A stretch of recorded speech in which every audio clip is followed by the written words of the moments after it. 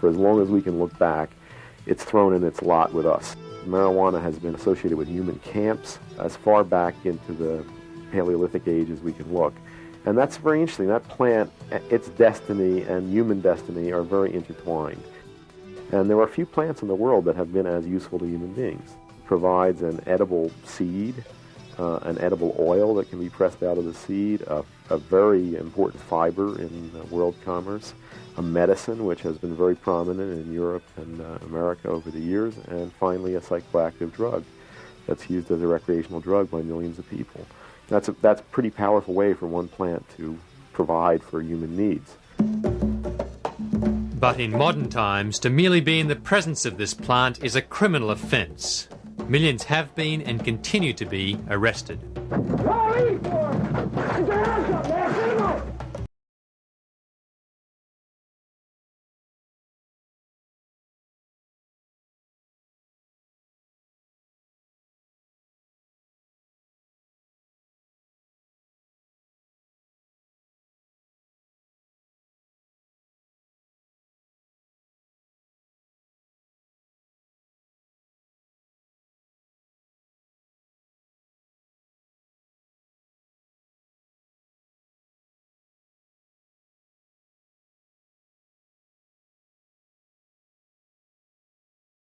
Fibre in the plant kingdom, cannabis sativa, commonly called hemp, has been essential to world commerce for thousands of years.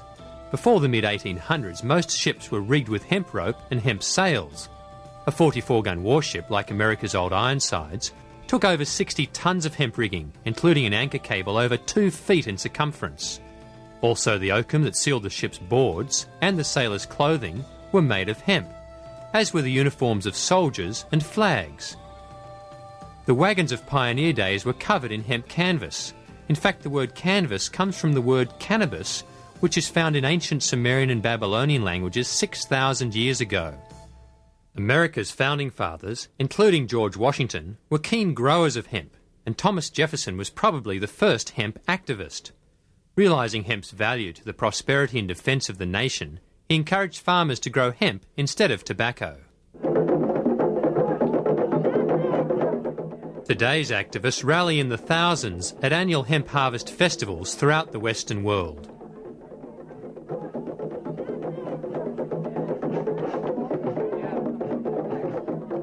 They make some pretty big and enthusiastic claims. Hemp could totally replace trees as far as making paper, all paper, from fine stationery to press board. Build houses from it. We could stop cutting down trees the day hemp's made legal for paper. It can replace all petroleum as far as fuel, electricity, nuclear energy. How about a hemp hooray? Hemp hemp! Hemp hemp! Hemp hemp! All right, let's wake them up out there.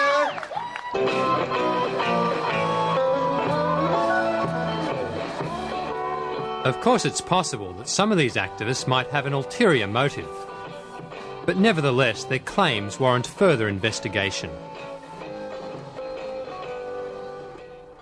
Hemp has been the major paper-making material for most of the time since paper was discovered in China around the time of Christ. This first paper ever to be printed on, in about AD 770, is 100% hemp. By the 16th century, hemp was the material of choice for European paper makers. They made it into the finest and longest-lasting paper ever made, including the Gutenberg and King James Bibles, and many other famous works. America's Declaration of Independence was also first printed on hemp paper. Most paper of this period was made from recycled hemp canvas and old rags made from various fibres. For hundreds of millions of us today, paper is a way of life. The world consumes hundreds of thousands of tons of paper each year, and to meet this demand, hundreds of thousands of acres of forest are cut down each year. It's a worldwide crisis. In southeastern Australia, vast areas of old-growth forests are being chipped and bought by Japanese companies like Harris Daishowa. Eugene Collins is a forester turned activist. Most of these forests take in the vicinity of 150 years to mature and to provide habitat for all the arboreals that require the hollows and things like that in them. This operation will be operating on about somewhere between 40 and 80 years, which is about half of what it takes for these forests to regenerate to their full maturity. This is basically a resource grab by an industry that's in trouble. The whole operation is a biological disaster and should be stopped immediately. There's no need to be flattening these forests. We could be doing it with alternative fibres. Hemp and cannabis are just two of them. Mommy, Mommy, tell me about the trees. And tell me again about those fish that swam the seas. And why aren't they here for you and me? Why can't we live in harmony? They cut the trees down to the ground. They took the fish till there weren't any around.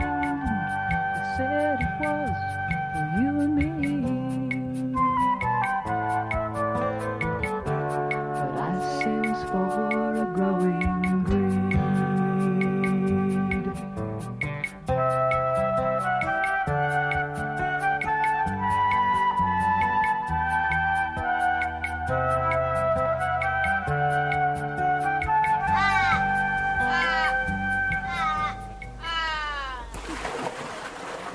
John Stall runs a hand paper-making and printing business in Northern California. He has found that hemp stalks produce the best fine-quality art paper. Wood pulp is used for paper making not because it's suitable, simply because it's cheap. And it's a byproduct of the whole logging industry. But the available cellulose is something like 30%. It's really not very good, and it has to be processed with all kinds of toxic chemicals. Since the invention of the wood paper process around the turn of the century, paper quality has deteriorated, and so has the environment. The water that comes out of the pulp plant, out of the pulp process, has large quantities of chemicals that are potentially toxic to marine organisms that live in the bay. Those chemicals include dioxins, they include chloroform, and a whole suite of other chlorinated organic compounds. Over 2,000 have been identified. Hemp, on the other hand, is somewhere around 77% cellulose and very few impurities, and it really is an ideal material for papermaking.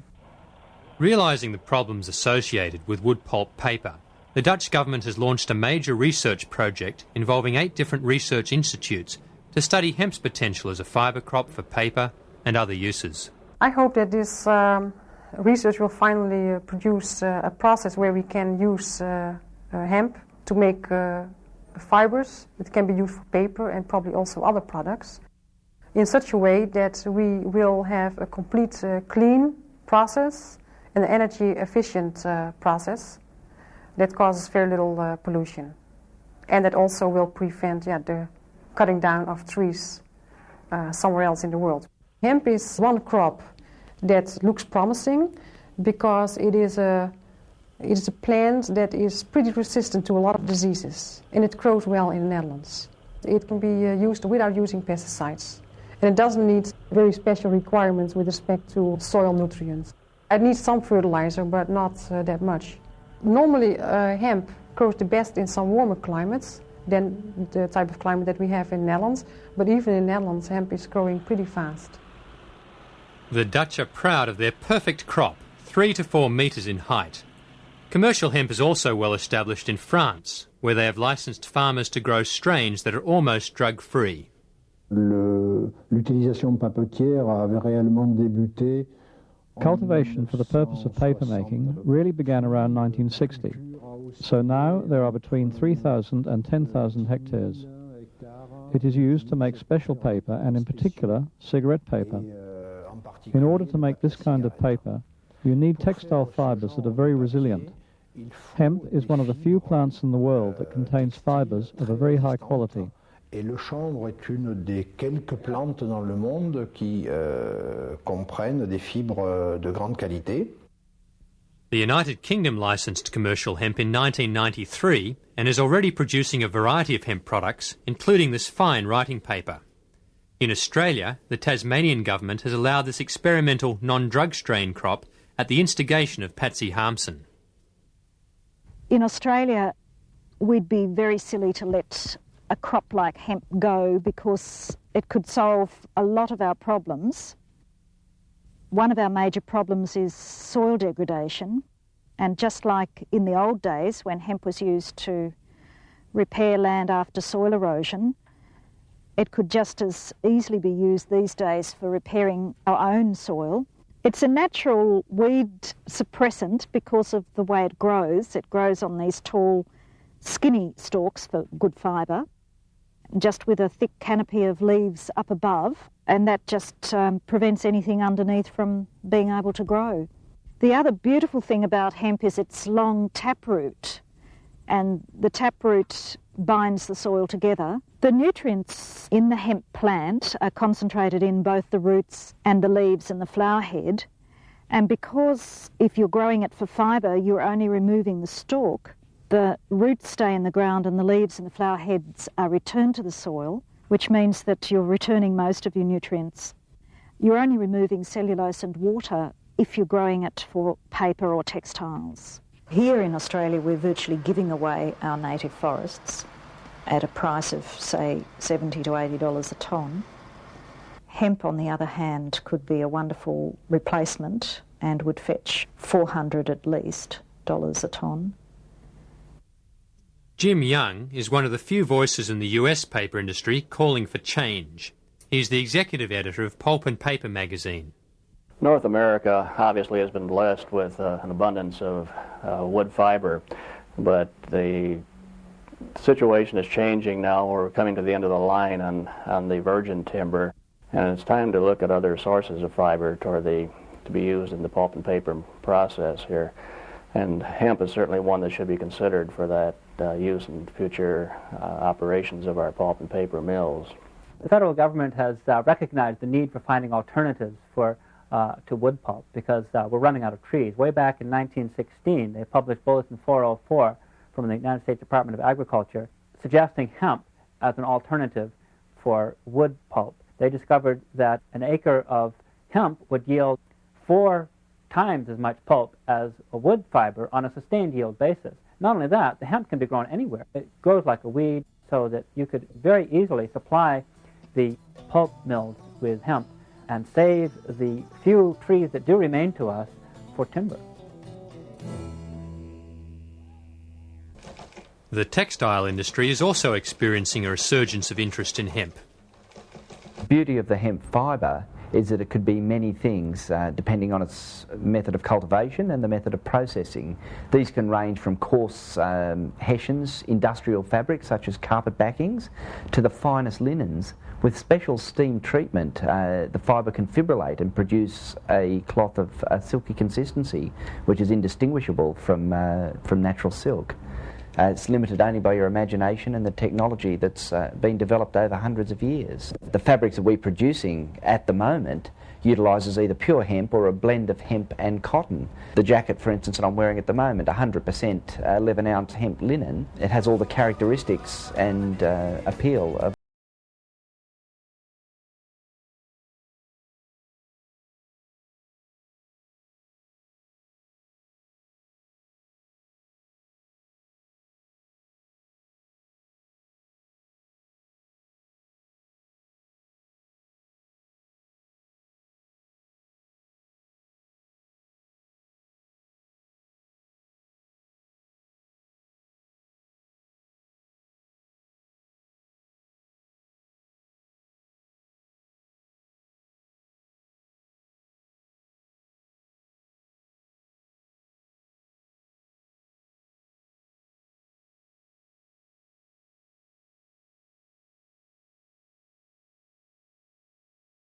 most durable of the natural fibres. The original Levi jeans were made from recycled sailcloth, which was made from hemp fibre, and it proved its worth under the most trying of conditions.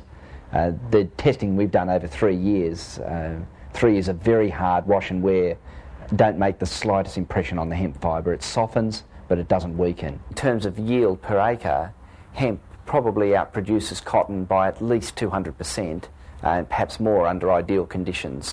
Unlike cotton, hemp can be grown entirely without pesticides or insecticides.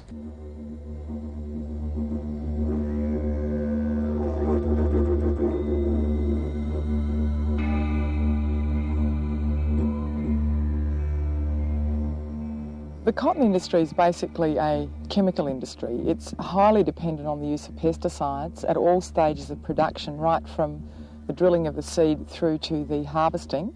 That's pollution of air, water and soil, and eventually people. Cotton is the fourth largest export earner, foreign exchange earner in Australia. It's the heaviest user of pesticides of any rural industry. The cotton industry's got to change, and there's got to be alternatives. Got to have different sorts of crop rotations, use of various sorts of other fibre crops, etc. So we do have this really, really big environmental problem that they don't want to recognise because of the business implications. The technology is different for processing hemp, so obviously it would cost quite a lot to set up your hemp textile technology. But when you consider how easy it is to grow, how inexpensive it is to grow, because you don't have to pour money into chemicals, and you don't have to do a whole lot of repair work on humans that are getting sick from being in amongst the pesticides. When you consider all of those hidden costs, or pretty glaring costs actually, it's certainly going to be a far more beneficial crop, probably even in the short term.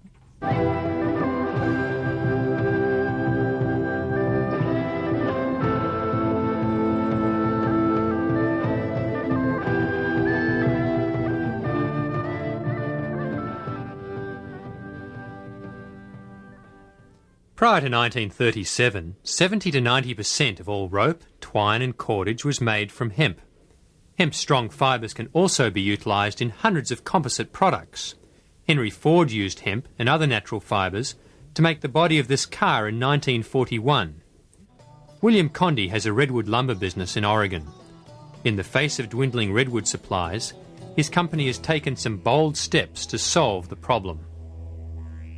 We talk about advanced composites from annual fibers is the way to solve the forest crisis. Trees are fiber. That's what we cut them down for. You take a Douglas fir tree, the longest fiber was 3/4 of an inch. Well, here's hemp. And this stuff is like, instead of partials of an inch, this is like feet long. When you're making composites, there's a rule that says that if everything else is equal, the longer the fiber, the stronger the product. The truth of the matter is that hemp is a superior fiber to tree fiber in every way conceivable. What we created here is we created what's called medium density fiber board. In all of the major strength tests, hemp tested out to be 2 to 3 times stronger than the boards that were made out of tree fiber. We can actually make anything from a 2x4 to the body for a stealth jet bomber. George Tyson is also an innovative hemp researcher. The food industry is looking for a water-soluble, biodegradable materials that they will be able to make food containers with in the future, because their primary concern is to take away the materials that formerly found themselves going into landfills and making material that will fully biodegrade or recycle. We certainly believe we could package hamburgers. The trays may look something like this. If these products were tossed out or ground up and spread on the landscape, they would be nature's fertilizers. There would be no toxic effect. This could lead to fast food places serving you the food in a container of a flavor of your choice, strawberry, mint, or chocolate, and then you eat the container as your dessert. We envision hemp as being a complete new wave of the Industrial Revolution, that there'll be a complete new industry that will come out of this. Actually, there'll be thousands of products that can be derived from this fiber and from the oils of the seed. Hemp seeds contain up to 40% high-quality oil, a combustible oil that has traditionally been used in lanterns. A simple process now allows it to be converted into a relatively clean substitute for diesel fuel. In past centuries, hemp seed oil was also a major base for durable, non-toxic paints. Many great paintings are hemp oil on hemp canvas. In the Ukraine today, hemp seed oil is still a major ingredient in the commercial paint industry. It is a nutritious base for cosmetics and is also a highly nutritious edible oil. Hemp seed oil is unique in having such a high proportion of the omega-3 unsaturated fatty acids with a very strong cardioprotective effect. Hemp seed has been used for millennium as a staple food by many people around the world. It has a near complete balance of essential amino acids, second only to soybean. Well aware of this, Alan Brady is one of the few modern hemp seed chefs. Once it's in this form, it's all roasted and ground up, you can get creative and you can make a million things. You know, it's like I make halva. If you want to make something where any kind of bread recipe, pancakes, anything, just leave out half your amount of flour and replace it with this stuff right here. Get totally creative, make delicious things, and have fun with it. After dehulling the seed, Alan produces his premium delicacy, rich and creamy hemp ice cream. Hemp is probably the world's most economical, ecological and easy way to grow protein. And there is no need to worry, hemp seeds are totally drug-free. If you know a way to save the planet, don't whisper about it, shout about it.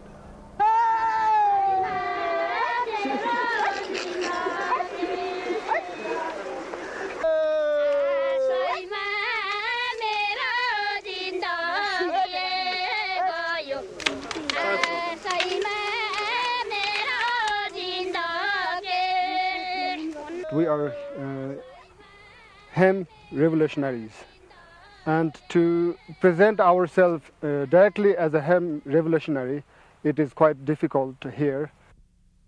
Hemp's prohibition in Nepal led to a massive police eradication campaign in the early 90s. But now, only 2 years later, the Valley of Tarakola is unified to defend its traditional hemp industries, primarily rope and seeds.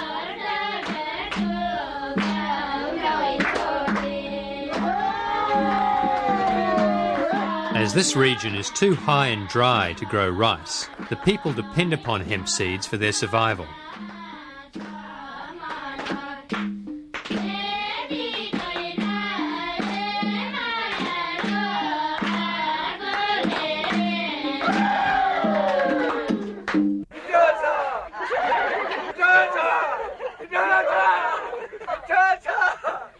Since 1992, the Human Union movement is developing a commercial hemp paper, textile and oil industry, a chemical-free industry providing much-needed employment and income. They do not have to make hashish out of their plant because they can sell the stalks, they can sell the seeds, they can have food and they can have money from one plant. So the people and the farmer of these surroundings are really appreciating our project here.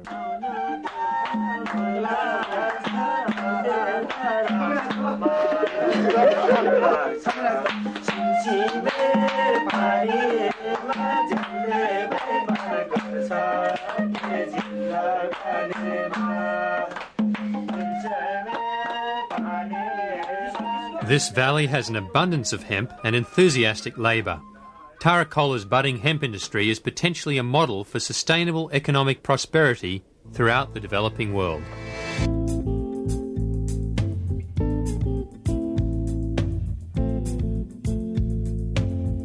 Hemp could be used as a fuel source, an oil source, as well as a paper-making fiber. Could hemp fuel help us to kick our dependency on highly toxic fossil fuels? Carbon monoxide is the leading cause of death in this country from poisoning. It accounts for more fatalities each year than all drug overdoses combined. Over history, it would be hard to predict how many people have died from gasoline that didn't know what killed them. It is a poison-spreading material because it is distilled with benzene, hexene, and xylene, and toluene. These chemicals are all known carcinogenic materials. Could this be the solution? That which fuels a romantic dinner is also a good fuel. Normal drinking alcohol, also known as ethanol, is the cleanest of all liquid fuels. George Tyson is developing techniques to produce ethanol from fast-growing, high cellulose plants like hemp. We jokingly say this is the fuel that if you were burning it in your car, the reason a dog would chase your car was because he liked the smell of the exhaust pipe. As you can see, there is no smoke emitting from this in this room. Try this with a tablespoon or two of gasoline, and you will have the comparative test. Also, when your engine is through burning on gasoline, take it apart and see how much dirty carbon you find in the engine. We found that running a car 3,500 miles, we couldn't even get a white glove dirty when we took our finger inside of the exhaust pipe. All plants are storehouses of solar energy, and all plants can be fermented to produce ethanol fuel. Plants also produce the oxygen needed to combust the fuel in a car. The emissions, carbon dioxide and water, are reabsorbed by plants. It is a clean and balanced cycle. When one reviews all of the possible alternative fuels that we may use for transport use, ethanol emerges as about the only one that can achieve significant reductions in carbon dioxide accumulation in the atmosphere.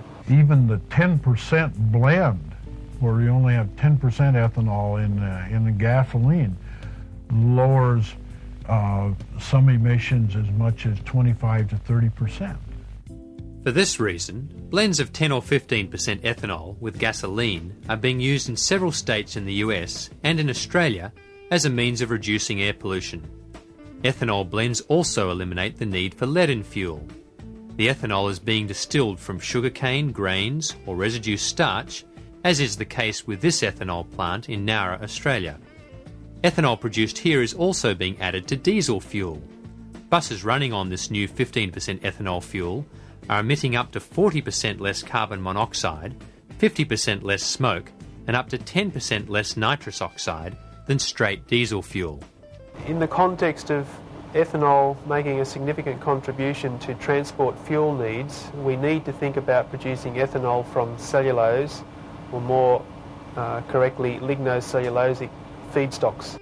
All plants are made from lignin and cellulose. Fast-growing plants that are low in lignin and high in cellulose are most suitable for producing ethanol. Things like switchgrass, canaf, hemp has tremendous potential,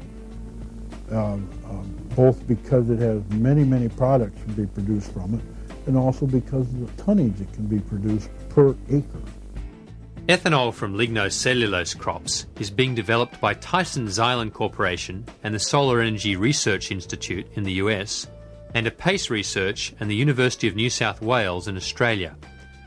Research is showing that ethanol could be produced economically on a small farm or community level.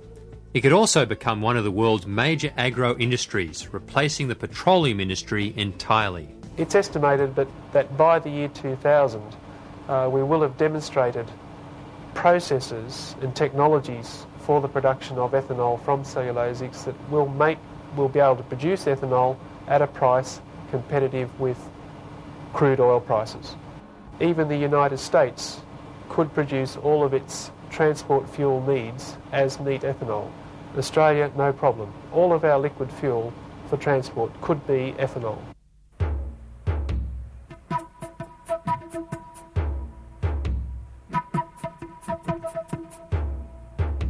The time has come. The science and technology are complete. Your art and culture have reached a peak. Now work with my energy. Work with my energy. Work with my energy. These days, the hemp plant is most commonly associated with the drug marijuana found in its flowers and leaves. Historically, however, marijuana has been much more than a recreational drug. The father of Chinese medicine, Emperor Shen Nung, included marijuana in his pharmacopoeia almost 5,000 years ago. Recently, marijuana was found in a 1,600-year-old skeleton of a woman giving birth near Jerusalem. Medical literature of the time indicates that marijuana had the power to increase the force of uterine contractions and to provide a significant reduction of labour pain. References to marijuana are also recorded in Egyptian, Assyrian, Greek and Roman writing from the same era. On the Indian subcontinent, marijuana is found in many preparations in ancient Ayurvedic medicine and is still widely used today. In the last century, marijuana was mainly used in tincture form as a treatment for migraine headaches, for menstrual cramps, for nervous anxiety, as a sedative. Dr. Lester Grinspoon is the world's foremost researcher and author on medical marijuana. Now, the modern uses of cannabis are quite striking. First of all, it's people who have to get cancer chemotherapies for the treatment of various kinds of cancer. Some of them lead to the most pernicious nausea and vomiting. And there are drugs which are used, available antiemetic drugs. But even the newest ones don't give everybody relief from this. Give them cannabis, about 90% of them get excellent relief. They refer to it as miraculous. It's used in the treatment of glaucoma. It's a disease of the increase in intraocular pressure, and it can lead to blindness. Well, there are drugs to treat this, but those drugs have a lot of problems with them. My condition is glaucoma, and after a year of trying the conventional medications, which are very serious, some of them are actually based on nerve gas, and my body did not respond well to them, a doctor decided to uphold his Hippocratic oath instead of the hypocritical law and tell me that if I didn't start using marijuana, I would go blind. It's been demonstrated that the cannabis has a remarkable capacity to lower intraocular pressure. And there are people now who believe that they have saved their eyesight by using cannabis. As long as I use marijuana in any way, such as eating it or smoking it, either way, my pressures remain perfectly normal, as if I don't have the disease at all. It's a total deterrent for me. Cannabis has also been proven to be of therapeutic value in the treatment of AIDS, multiple sclerosis, paraplegia and quadriplegia, asthma, epilepsy, pain relief, and other ailments. It has also been used as a topical antibiotic and analgesic. Dr. Andrew Weil was the first and about the only independent researcher to ever get permission to study marijuana. He carried out his lab experiments at Harvard University Medical School in 1968. He is also a well-known author. I think the great advantage to trying to find medical uses of marijuana is that it's so non-toxic. Relative to most of the drugs that we use in medicine today, it's very harmless. It just doesn't do that much to the physical body. But marijuana remains one of the most illegal substances on the planet. In US law, it is placed in the most dangerous category, Schedule 1. It's in that schedule that drugs like LSD, heroin, and marijuana are placed. And drugs that are in that schedule can't be used at all. They're completely off limits. Can't even do any clinical research. For the last 19 years, all efforts to pry cannabis out of Schedule 1 and just move it to Schedule 2 have failed. In 1972, the US Drug Enforcement Administration's senior judge, Judge Francis Young, commenced hearings on marijuana. He came up with a 60-odd page opinion saying marijuana is probably the safest drug in the pharmacopoeia, and it certainly has medical utility, and it should be moved to Schedule 2. It's quite extraordinary just how steadfast the U.S. government has been in not allowing this to be used as a medicine. My hunch is that there's some kind of fear that if we use it as a medicine, the camel will get its nose under the tent, and heavens only knows what might happen. As Judge Francis Young said, it's unreasonable, arbitrary, and capricious, and I add immoral to that list. It's become so expensive on the street now that frequently these people who need it for medicinal reasons grow it, and they get caught. I was arrested and taken to a county jail, which was pretty unpleasant, for the illegal rape, as I call it. I tried it, and I was able to actually cook a meal and eat it. And ever since then, we smoked it for 2 years, and then that's when we got arrested. 12 agents from the local vice squad played Miami Vice, shattered their front door, put guns to their heads, drug them off to jail. I didn't have no shoes because they didn't let me, put my shoes on. So I went to jail barefooted. That was my worst nightmare that I've ever had. It's just awful that these people should have to suffer this way. I mean, the law imposes, here are people who are already suffering from serious diseases and disorders and symptoms, and the law is now imposing another layer of anxiety on these poor people.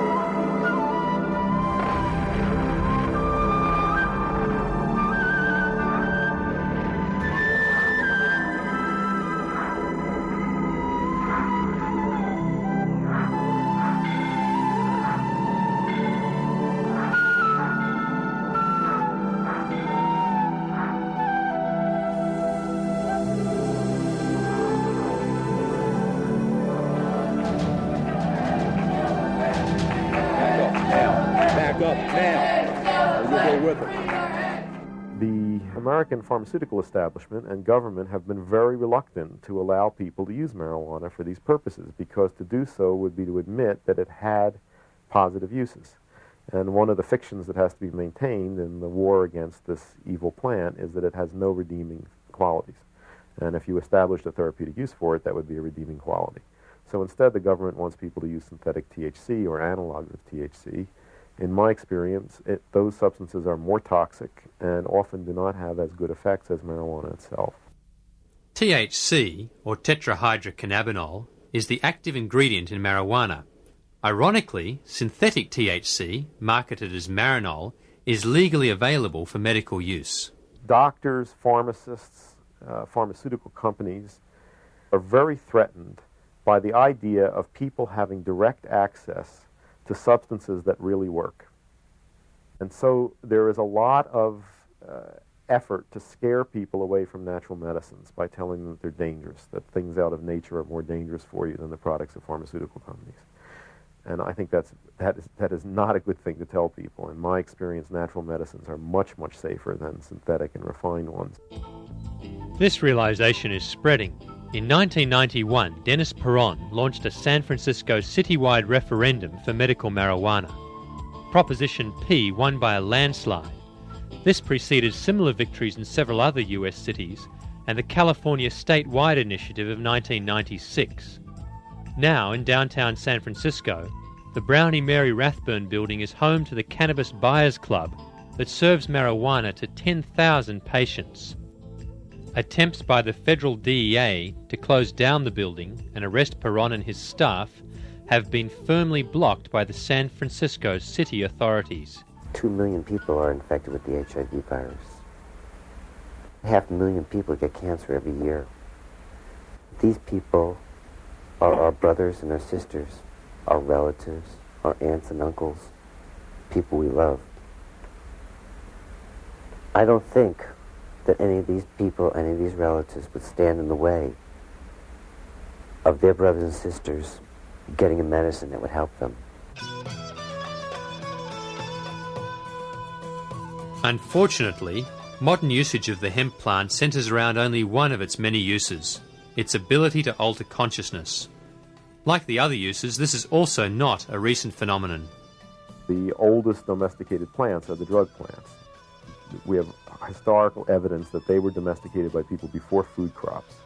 In various cultures throughout history, marijuana has been valued because it was a doorway to other states of consciousness. It's a blessed plant. It's a blessed plant. It can give you a little happiness. Marijuana has been an important religious sacrament throughout Africa, the Middle East and Asia for thousands of years. In Hinduism, the god Shiva is said to have brought cannabis from the Himalayas for human enjoyment and enlightenment. Shiv Shiv जितना पीव उतना जीव जे न जाने गांजा के कली लड़का से लड़की बम बम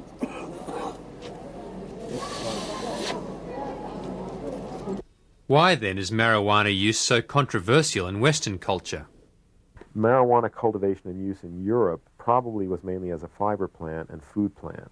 And it's very possible that many people who grew it for fiber and for seeds did not know of its use as a psychoactive drug.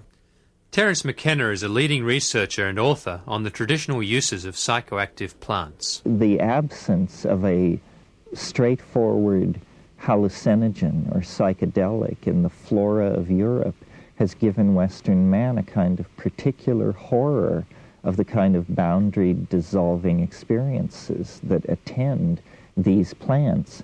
Another factor is the Christian church. The reliance of magical folk practitioners on plants was consistently suppressed by the church.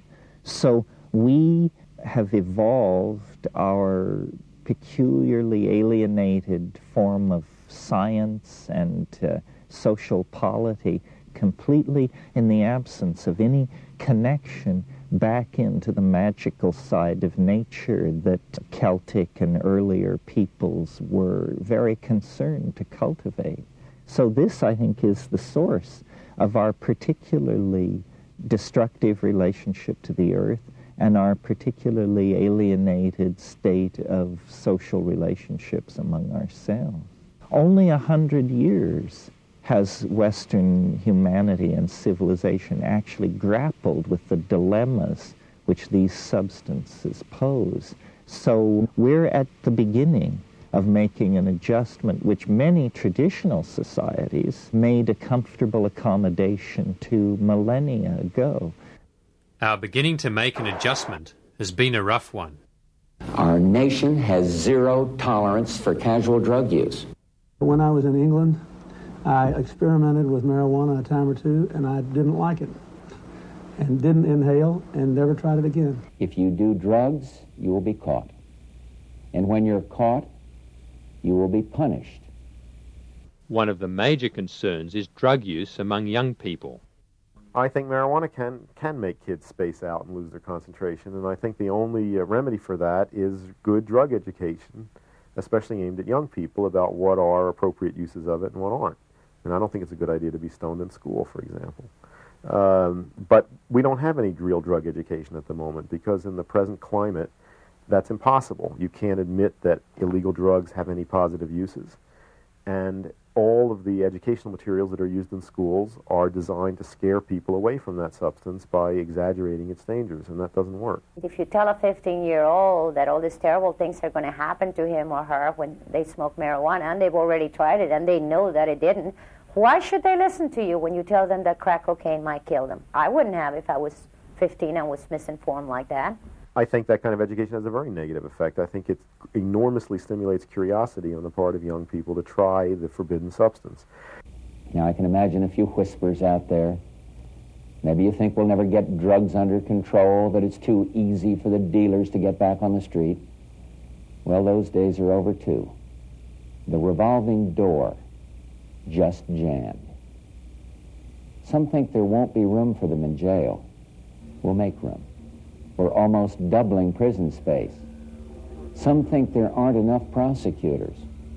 We'll hire them, with the largest increase in federal prosecutors in history. America is now the country with the highest rate of incarceration. Approximately 20% of criminal convictions are marijuana-related.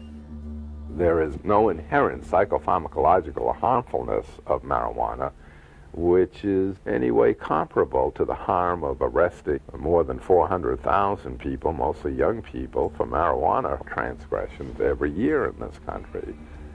We will look back on this era and the response to drugs in this country and think that was worse than what happened in the McCarthy era. It is insanity run amok, and there's not a sane voice in the federal government saying anything about it. All this vigorous prosecution of marijuana, for example, has changed a situation where people grew their own, and usually rather mild marijuana, into a situation where marijuana traffic is dominated by organized crime. The cash crop in California that is the most profitable is marijuana in California. A number of other states also depend heavily upon the production of marijuana. In addition to that, you have the profits made by banks through laundering money. What we are doing in the war on drugs is exactly what the most successful drug kingpins like. We are, in a sense, using government money to keep the small-time opposition out of the business, to keep the prices up, and to keep the supply coming from only the most protected sources. Prohibition breeds corruption, it breeds a black market. And we've seen in Australia quite a large number of police officers who have been charged in relation to the supplying of marijuana, and that's the corruption element that's inbred. Lawrence McKinney holds the patent for extracting natural THC from marijuana plants for medical use, but the war on drugs has prevented him from using his patent. The major advantages of the drug war to the Justice Department is that the RICO statutes allow them to confiscate and sell anything they can find that's connected to any person who has any large amounts of marijuana. And the result has been such amount of money, over $1 billion last year, that these drug laws are simply phenomenally profitable to the Justice Department. Fighting a war on drugs is big business now. It is strictly to encourage this society of people who can't imagine themselves in another job other than fighting a war, and when they run out of wars outside of the country, then we're implementing our own military on our own people, and it's just gotten totally out of hand. Law enforcement, whether they are military or not, constantly try to take on more and more of the appearance of military, and it's a psychological tactic as much as anything else. When this happens to someone, the helicopters will come down and they'll hover and they'll direct troops, or there'll be troops traipsing in the woods near your house, and your animals will get frightened, and your babies will get frightened, and you'll get frightened, regardless of whether you're involved in anything illegal.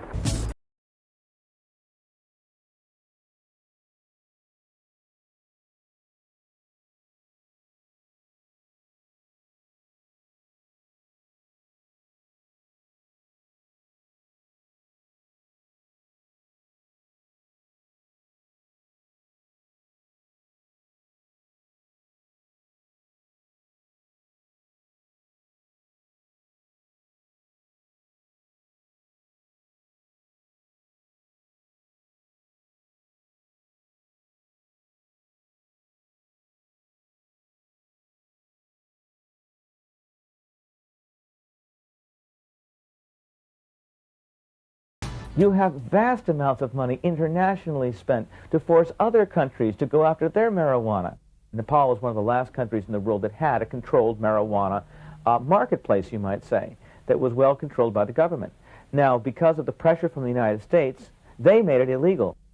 With marijuana suddenly illegal, the trafficking was taken over by criminals. And these criminal smugglers very rapidly began to discover there were things that were more valuable than marijuana to smuggle, and infected Nepal and that whole area with heroin smuggling and worse.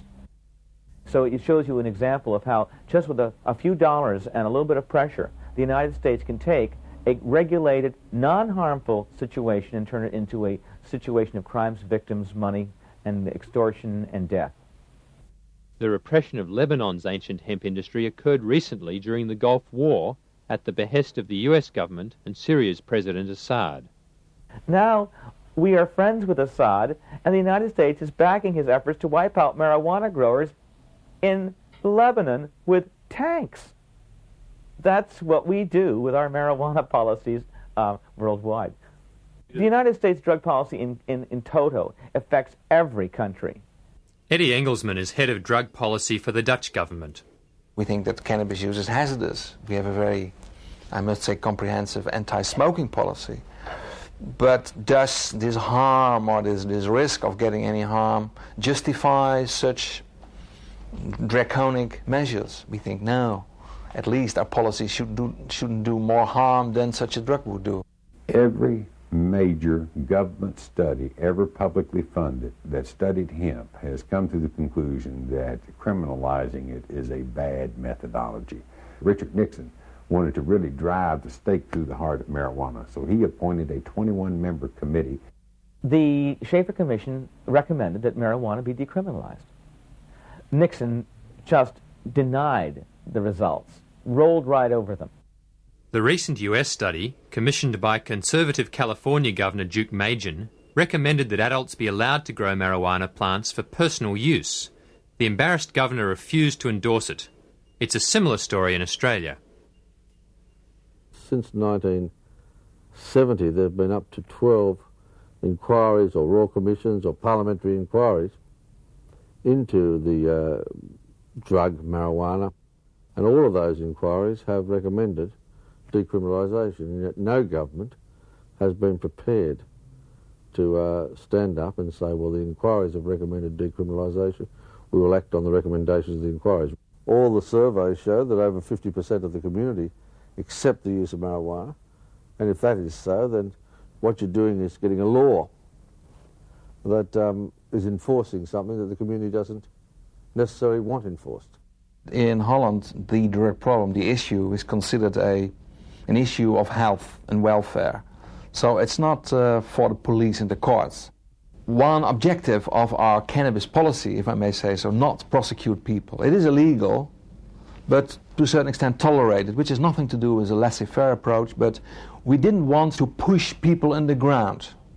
The sale of marijuana is tolerated in many Dutch coffee shops. Nowadays, cannabis users have nothing to do with users using harder drugs. We have integrated education on cannabis in our general health education system in schools. In America, cannabis use is many times higher than it is in Holland, in spite of all the measures and all their wars and all their warning and just say no campaigns. So what is the attraction to marijuana?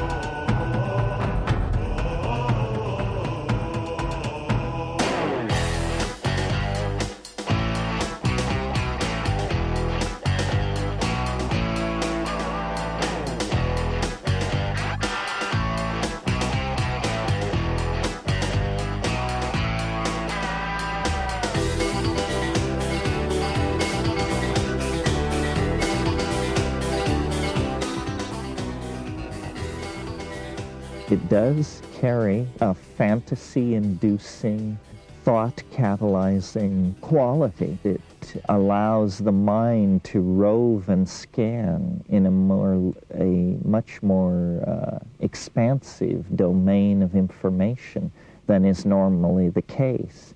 I mean, if you don't smoke cannabis, you may spend your evening balancing your check account.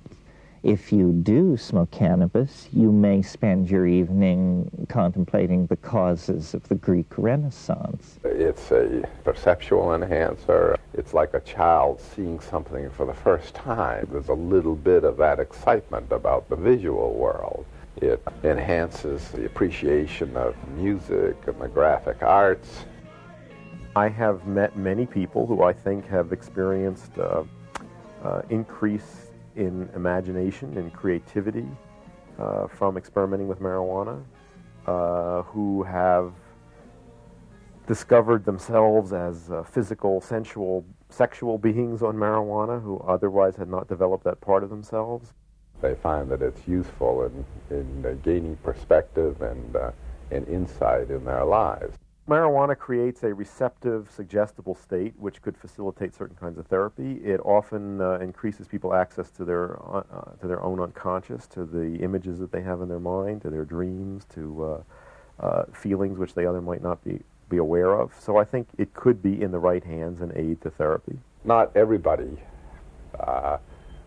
is capable of using cannabis in this way, but it can be used in this way by people who make an effort to learn to use it in this way. Obviously, Western society fails to offer guidance on how to use marijuana beneficially. I've seen many people who use marijuana addictively, many people who use it all the time, and I think get very little effect out of it. I see people who smoke it and get groggy and doped out. The real problem is that people do too much. They don't understand that the best way to do cannabis is approximately once a week. The desire to have altered states of consciousness is basically healthy and normal. It can have bad expressions, and I think in our culture where there's no recognition of that desire and we don't teach young people how to satisfy it in healthy ways, it's obvious that we're going to see a lot of negative expressions of it. More money has been spent trying to find something wrong with cannabis than any other vegetable material in human history. And what they've come up with is so pathetically thin that I am confident that it amounts to a clean bill of health for this stuff. US government health authorities estimate that there are about 350,000 deaths per year caused by tobacco and around 125,000 from alcohol. This does not include alcohol's involvement in 50% of all road fatalities and 65% of all murders.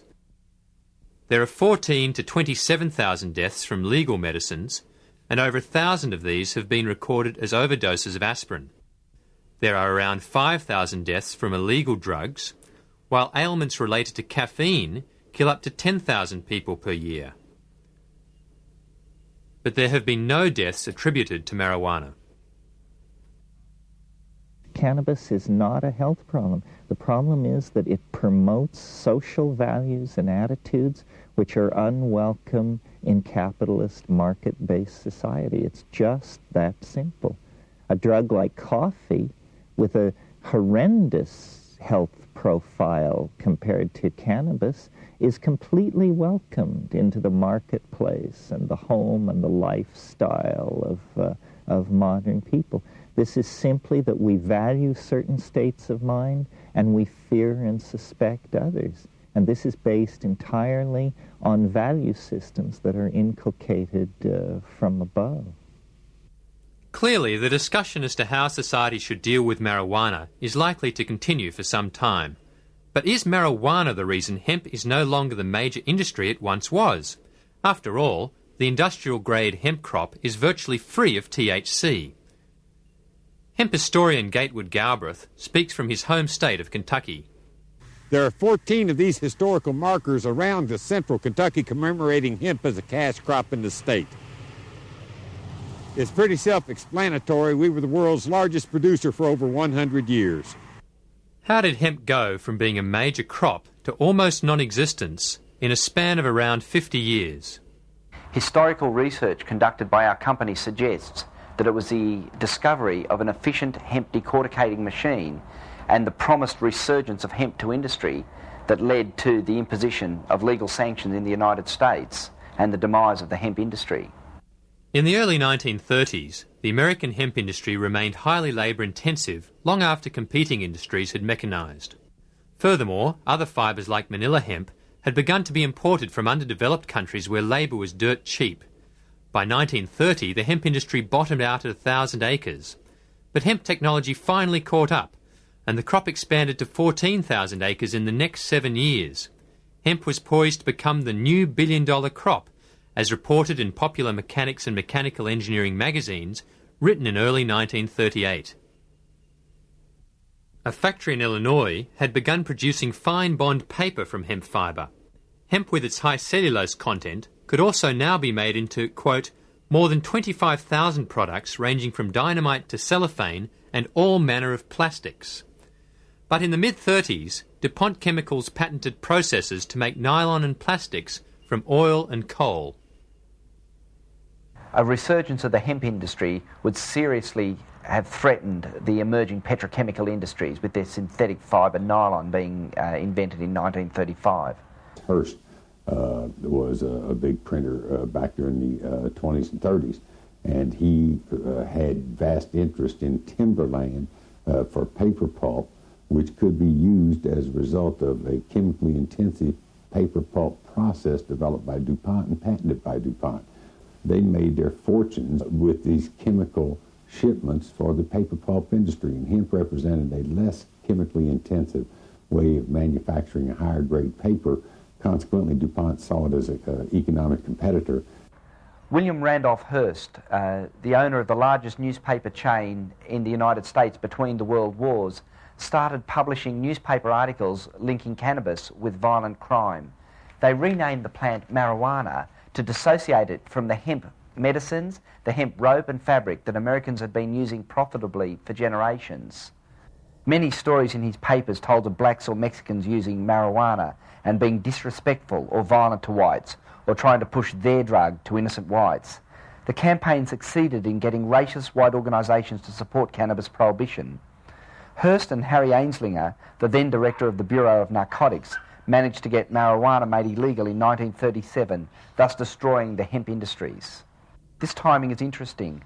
The alcohol prohibition had just ended, and the people who had enforced it needed new jobs. This may well be why Anslinger pushed so hard to get cannabis banned. In Anslinger's words, if the hideous monster Frankenstein came face to face with the monster marijuana, he would drop dead of fright. Reefer Madness was one of the many movies made to whip up an anti-marijuana frenzy. The sale of marijuana is even more difficult to detect and halt than the traffic in drugs such as opium, morphine, and heroin. More deadly even than these soul-destroying drugs is the menace of marijuana.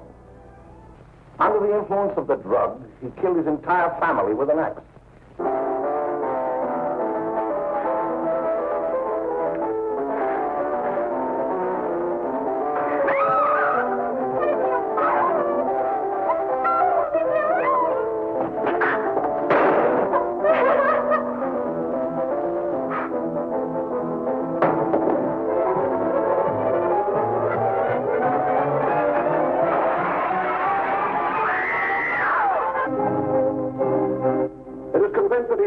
Incurably insane, a condition caused by the drug marijuana to which he was addicted.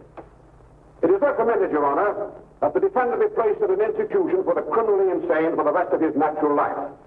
The prohibitionist mentality was abhorred by our founding fathers and by Lincoln and by every other great leader in America. They never had the power to prohibit, but they soon gave themselves the power to tax. The laws which outlawed marijuana were not prohibitive criminal statutes. They were tax acts. The 1937 Marijuana Tax Act, where an ounce of marijuana was taxed at $200. It was selling on streets for $1. At that time, congressmen voting on this piece of legislation were not aware that marijuana was hemp, cannabis hemp, that country had been using profitably for centuries. The hemp prohibition was initiated by American petrochemical companies in the 1930s to destroy the economic potential of hemp. It has nothing to do with the chemical effects of cannabis drugs or their perceived danger. It's a blatant case of industrial espionage to remove competition from evolving petrochemical substitutes for superior natural fibres. This was why the prohibition was brought in 1938, and this is why the prohibition is maintained. Despite hemp being a major fibre crop in America and the world last century, mention of hemp has been erased from museums and textbooks. This display on the history of American textiles in Washington's Smithsonian Institute contains no mention of hemp. When asked why, museum curator Arkido replied, "Children don't need to know about hemp anymore, it confuses them." Similarly, in the National Textile Museum, there is no mention of hemp, either on display or in the library catalogue. Another example of the hemp cover-up was the attempted destruction of all traces of the US Department of Agriculture's film, Hemp for Victory. This film, made in 1942, was used to encourage patriotic US farmers to grow hemp for the war effort. After 45 years of burial in government archives, it was rediscovered in 1989 by hemp activists. In 1942, 14,000 acres of fiber hemp were harvested in the United States. The goal for 1943 is 300,000 acres. Thus, hemp, Cannabis sativa, the old standby cordage fiber, is staging a strong comeback. American hemp will go on duty again. Hemp for mooring ships, hemp for tow lines, hemp for tackle and gear, hemp for countless naval uses, both on ship and shore. Hemp for victory. Straight after the war, however, the government once again abolished the hemp industry and eventually criminalised the plant. 100 years ago, the farmer produced all of the fiber, all of the medicine, all of the fuel, and all of the food that the society consumed. That's what farming is you raise those four basic categories, fiber, food, medicine, and fuel, and you sell them in the cities. They're the basic necessities of life. The money flows out of the cities back to the landowner and to the producer, where land is the means of production of wealth. It's been that way for thousands of years. Today, 100 years later, the farmer doesn't produce any fiber. If they do, it's cotton, which accounts for 50% of the pesticides and herbicides used in the agricultural sector. The farmer doesn't raise any medicine. It's all been monopolized by the pharmaceutical companies. The farmer doesn't raise any fuel. It's all been monopolized by the petrochemical companies. And if you go into a grocery store and look at the ingredients on the package, you'll find out how rapidly the farmer is being displaced from their heritage of food production. It's all been taken over by the synthetic manufacturers who, in producing these synthetic products, create the toxic waste and the hazardous byproducts with which we're having such a tough time dealing. And not only that, it concentrates wealth in the hands of fewer and fewer people all the time, because the means of production of wealth is no longer the land. It is now the factories and the shareholders and the people who own the controlling interest in those corporations.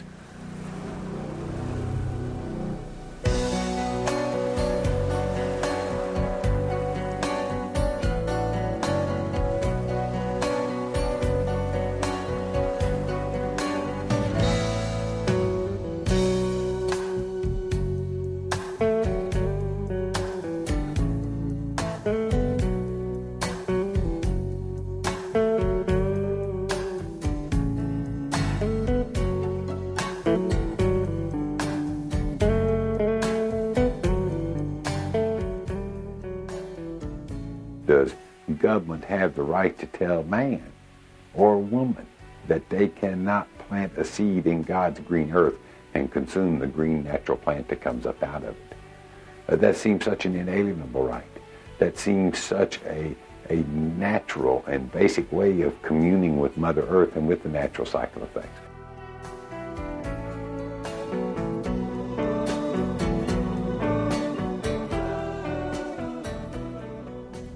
It really is only a matter of time before hemp returns to Australian industry and commerce. A lot of preliminary work has been done. We have literally thousands of hectares ready to be turned over to hemp cultivation. Factories to handle the downstream processing of the fibres are ready and waiting. The industry can develop very quickly once these foolish bureaucratic limitations are removed. It is just such a simple and benign solution, and if we don't do it, I think we're going to lose just about everything that we hold dear. Hemp could be and will be the greatest economic engine that we have seen probably in the history of the human race. From deep within the earth, a voice is calling. The synthetic age is surely falling. Stop running from the gifts that are here for you. Stop running down your self-destructive way.